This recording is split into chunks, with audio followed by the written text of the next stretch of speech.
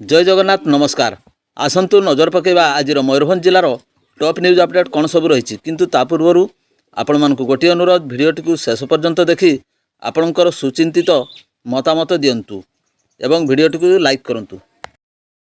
आज प्रथम खबर बैसिंगा थाना अधीन आंबगड़िया उपकंठ भगवानपुर ठारे गुरुवार अपराह्न 4:30 समय बांगरीपसी रूपसा मेमू ट्रेन धक्का भगवानपुर ग्रामर प्रतिष्ठाता तथा अंचल वर्षियान समाजसेवी भगवान महापात्र शोचनीय मृत्यु घटी। प्रत्यक्षदर्शी सूचना मुताबक भगवान महापात्र भगवानपुर ठारे रेल फाटक अतिक्रम करुवा समय बांगरीपसी अभिमुखे जाऊा मेमू ट्रेन धक्का देता। ट्रेन धक्का भगवान महापात्र घटनास्थल ही शोचनीय मृत्यु घटी बेले भगवान महापात्र मृत्यु खबर प्रसारित होगा पर स्थानीय अंचल गभीर शोकर छाया खेली जाइछि। परवर्ती खबर मयूरभंज जिलार बुढ़ामुरा छक निकट थिबा एक फार्म हाउस रे चढ़ाऊ कर विपुल परिमाण गंजेई जबत कर जिला अबकारी विभाग। बांगरीपसी थाना अंतर्गत 18 नंबर जातीय राजपथ निकट बुढ़ामुरा छक निकट एक फार्म हाउस भितर गंजेई रही विश्वस्त सूत्रु खबर पाई जिला अबकारी अधीक्षक निर्देश क्रमे बारिपदा अबकारी विभाग एक मोबाइल दल चढ़ाऊ करथिला। सेटारे 52टी पैकेट्रु 52 किलोग्राम ओजनर गंजेई जबत करछि अबकारी विभाग, जार आनुमानिक मूल्य 5 लाख टंका हेबो। गच्छित समस्त गंजेई बाहर राज्य को चालाण हेबा पूर्व माड़ी बसिथिला विभाग। घटनास्थल अभियुक्त खसी जाइथिबा बेले विभाग पक्षरु अधिक तदंत जारी रहिछि। परवर्ती खबर मयूरभंज जिला बेतनडी ब्लॉक बैसिंगा थाना निकट गलापल पाखरे दिन प्राय 12टा समय एक बाइक डिक्की भांगी दुर्वृत्त 2 लाख टंका लुटि नेइथिबा घटना अंचल में आतंक खेली जाइछि। सूचना मुताबक गड़देउलिया अंचल अवसरप्राप्त शिक्षक नृसिंहचरण भूया बैसिंगा ओडिशा ग्राम्य बैंक 2 लाख टंका उठाई एक बैग रे आनी बाइक डिक्की रखी गलापल निकटस्थ एक पाइप दुकान को किसी किणवाई जाइथिले। मात्र 3 मिनिट पर आसी देखला बेलू डिक्की खोला पड़ी एवं टंका लुट हो जाइथिबा देखिबाकू पाइथिले। से संगे संगे पुलिस निकट में अभियोग करथिले। पुलिस मध्य तुरंत घटनास्थल पहुंची तदंत आरंभ करथिले।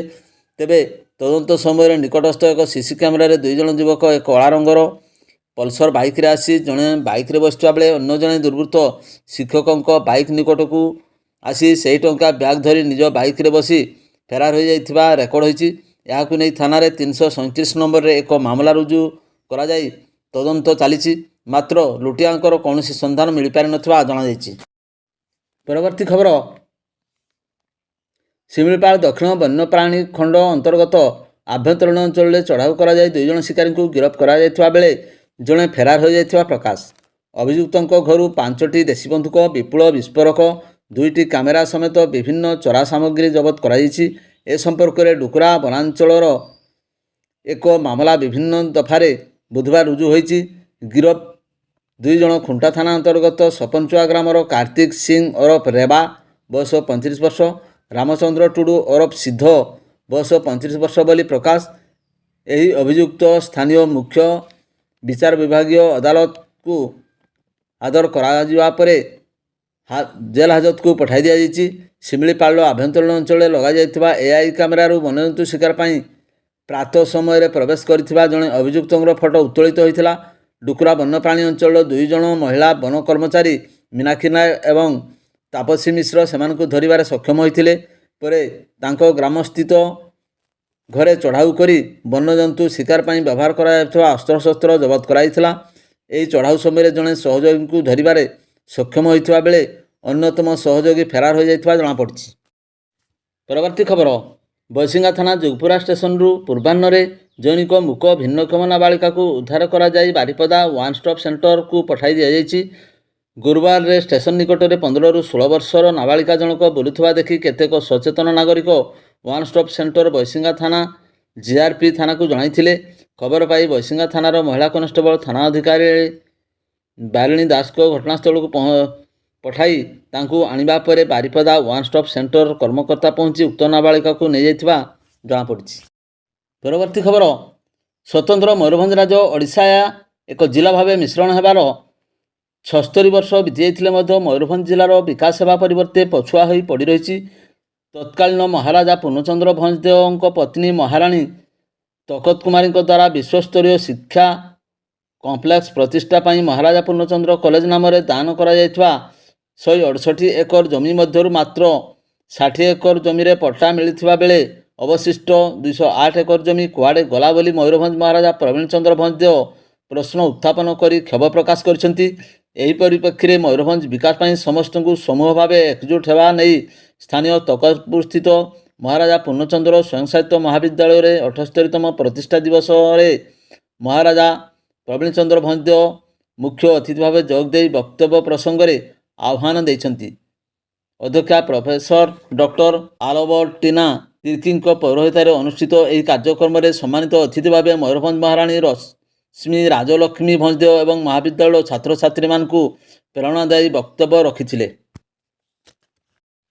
ପରବର୍ତ୍ତୀ ଖବର, ଜୈନିକ ବିବାହିତା ମହିଳାଙ୍କୁ ଧର୍ଷଣ ସହ ଏହି ଘଟଣା ପ୍ରଘଟ କଲେ ତାଙ୍କୁ ଏବଂ ତାଙ୍କ ସନ୍ତାନଙ୍କୁ ମାରିଦେବାର ଧମକ ଦେଇଥିବା 2017 ମସିହା ଅଭିଯୋଗରେ ଏକ ମାମଲା ବାରିପଦା ଦ୍ୱିତୀୟ ଅତିରିକ୍ତ ଦୌରା ଜଜ୍ ସୁମନ କୁମାର ମିଶ୍ର ବିଚାର କରି ରାସଗୋବିନ୍ଦପୁର ଥାନା ଅଧୀନ ରଥସାହି ଗ୍ରାମର ଦୁଇ ଅଭିଯୁକ୍ତ ସନ୍ତୋଷ ମହାନ୍ତ ବୟସ 40 ବର୍ଷ ଏବଂ ସଞ୍ଜୟ ମହାନ୍ତ 43 ବର୍ଷଙ୍କୁ ଦୋଷୀ ସାବ୍ୟସ୍ତ କରିବା ସହ ବିଭିନ୍ନ ଦଫାରେ ଗୁରୁବାର ଦଣ୍ଡାଦେଶ ଦେଇଛନ୍ତି।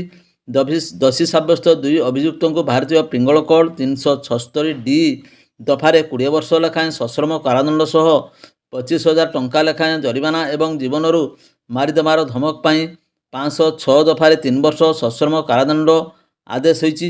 ଜରିମାନା ଅନାଦାୟରେ ଅତିରିକ୍ତ 1 ବର୍ଷ ସଶ୍ରମ କାରାଦଣ୍ଡ ଆଦେଶ ଦିଆଯାଇଛି।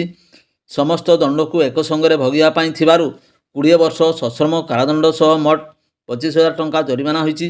ଅଭିଯୁକ୍ତ କାରାଗାରରେ ବିଚାରାଧୀନ କଏଦୀ ଭାବେ ରହିଥିବା ଅବଧିକୁ ମୋଟ ଦଣ୍ଡାଦେଶରୁ ହ୍ରାସ କରିବା ନେଇ ରାୟରେ ମଧ୍ୟ ଉଲ୍ଲେଖ ରହିଛି। ପୀଡ଼ିତାଙ୍କୁ ଓଡ଼ିଶା ପୀଡ଼ିତା କ୍ଷତିପୂରଣ ସଂଶୋଧନ ଯୋଜନା ଅନୁଯାୟୀ କ୍ଷତିପୂରଣ ଦିଆଯିବା ସକାଶେ ଜିଲ୍ଲା ଆଇନ ସେବା ପ୍ରାଧିକରଣକୁ ମଧ୍ୟ ସୁପାରିଶ କରାଯାଇଛି। ସରକାରଙ୍କ ପକ୍ଷରୁ ଅତିରିକ୍ତ ପିପି ବଜେନ୍ଦ୍ର ମହାନ୍ତି ମାମଲା ପରିଚାଳନା କରିଥିଲେ।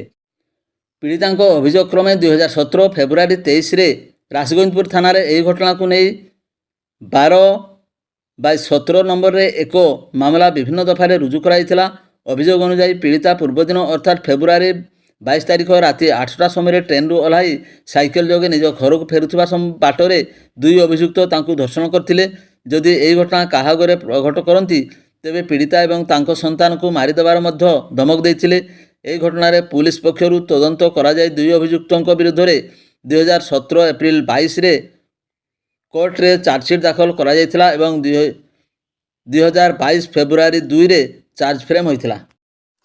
ପରବର୍ତ୍ତୀ ଖବର, ବାପା ଚାଲିଗଲେ ଆରପାରିକୁ, ମା ଚାଲିଗଲେ ଅନ୍ୟର ହାତ ଧରି। ଏବେ ବାପା ମା ଛେଉଣ୍ଡ ଅସହାୟ ନାବାଳକ ପୁଅ ଦୁର୍ଦ୍ଦିନରେ ଥିବାରୁ ଭବିଷ୍ୟତ ଅନ୍ଧାର ହୋଇପଡ଼ିଛି।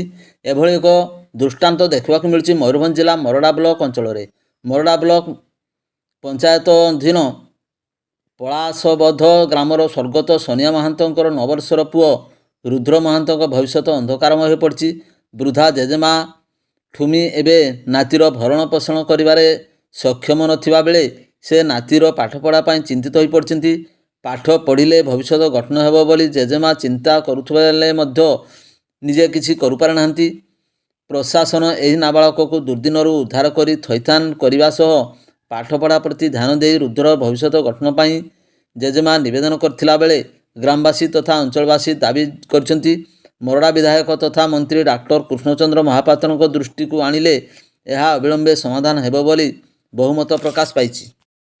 ପରବର୍ତ୍ତୀ ଖବର, ସ୍ଥାନୀୟ 6 ନମ୍ବର ୱାର୍ଡ ପୁରୁଣା ହାଟସାଇଡ଼ରେ ରାକେଶ କୁମାର ରଘୁବଂଶଙ୍କ ଦ୍ୱାରା ତାଙ୍କ ପିତା ଭରତଲାଲ ରଘୁବଂଶ ଏବଂ ମାତା କମଳା ଦେବୀଙ୍କ ଶ୍ରାଦ୍ଧ ଦିବସରେ ଏକ ରକ୍ତଦାନ ଶିବିର ନିଜ ବାସଭବନରେ ଆୟୋଜନ କରି ଅନ୍ୟମାନଙ୍କ ପାଇଁ ଉଦାହରଣ ସୃଷ୍ଟି କରିଛନ୍ତି। ବାରିପଦା ନଗରପାଳ କୃଷ୍ଣାନନ୍ଦ ମହାନ୍ତି ମୁଖ୍ୟ ଅତିଥି ଭାବେ ଏହି ଶିବିରକୁ ଉଦ୍ଘାଟନ କରିଥିଲେ ଏବଂ ଡିଭାଇନ୍ ଇନଷ୍ଟିଚ୍ୟୁଟ୍ ନିର୍ଦ୍ଦେଶକ ଇଞ୍ଜିନିୟର ବିପ୍ଳବ ରଞ୍ଜନ ଭୁଗୁଡ଼େଇ ସମ୍ମାନିତ ଅତିଥି ଭାବେ ରକ୍ତଦାନ କରିଥିବା ଆୟୋଜକ ଶ୍ରୀ ରଘୁବଂଶୀଙ୍କ ସମେତ 38 ଜଣ ସାଙ୍ଗସାଥୀ ଏବଂ ସମ୍ପର୍କୀୟଙ୍କୁ ମାନପତ୍ର ଦେଇ ସମ୍ବର୍ଦ୍ଧିତ କରିଥିଲେ। କାର୍ଯ୍ୟକ୍ରମରେ ରେଡ୍କ୍ରସର ଆଜୀବନ ସଦସ୍ୟ ଅମର କୁମାର ସେଠୀ, ପୂର୍ବତନ କାଉନସିଲର ନିରୋଜ କୁମାର ସାହୁ, ମନୋଜ ସାହୁ ଏବଂ ହେମନ୍ତ କୁମାର ଦାସ ପ୍ରମୁଖ ରକ୍ତଦାତାଙ୍କୁ ଉତ୍ସାହିତ କରିଥିଲେ। ପରବର୍ତ୍ତୀ ଖବର, ମୟୂରଭଞ୍ଜ ଜିଲ୍ଲା ବାଙ୍ଗିରିପୋଷି ବନାଞ୍ଚଳ ବଣୁଆ ହାତୀ ଆକ୍ରମଣରେ ଜଣେ ବ୍ୟକ୍ତିଙ୍କର ମୃତ୍ୟୁ ଘଟିଛି। ମୃତକ ଜଣକ ହେଲେ ଧବଳୀଶଳ ଗ୍ରାମର ଟୁଣିଆ ସିଂର ପୁଅ ବାୟା ସିଂ, ବୟସ 75 ବର୍ଷ। ସେ ବୁଧବାର ରାତିରେ ଶୌଚ ହେବା ପାଇଁ ନିକଟସ୍ଥ ପୋଖରୀକୁ ଯାଇଥିବା ବେଳେ ଏକ ମାଇ ହାତୀ ହାବୁଡ଼ରେ ପଡ଼ିଯାଇଥିଲେ। ଧରିଥିବା ଟର୍ଚ୍ଚ ଆଲୁଅ ଦେଖି ହାତୀଟି ନିଜ ଶାବକ ସହ ପାଖକୁ ଆସି ତାଙ୍କୁ ଆକ୍ରମଣ କରିଥିଲା।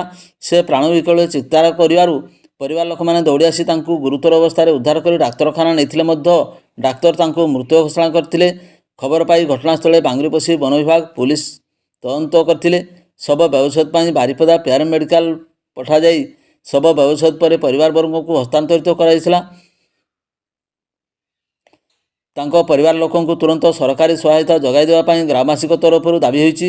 ଅନ୍ୟପକ୍ଷରେ ଘଟଣାସ୍ଥଳରେ ଖବର ପାଇ ବାଙ୍ଗିରିପୋଷି ବିଧାୟିକା ସଞ୍ଜଳି ମୁର୍ମୁ ଦୁଃଖ ପ୍ରକାଶ କରିବା ସହ ବନ ବିଭାଗ ଅଧିକାରୀଙ୍କ ସହିତ ଯୋଗାଯୋଗ କରି ସରକାରୀ ସହାୟତା ଯୋଗାଇବା ଦିଗରେ ପଦକ୍ଷେପ ନେବାକୁ ସେ କହିଥିଲେ। ଭିଡ଼ିଓଟିକୁ ଶେଷ ପର୍ଯ୍ୟନ୍ତ ଦେଖିଥିବାରୁ ଆପଣଙ୍କୁ ଅଶେଷ ଧନ୍ୟବାଦ।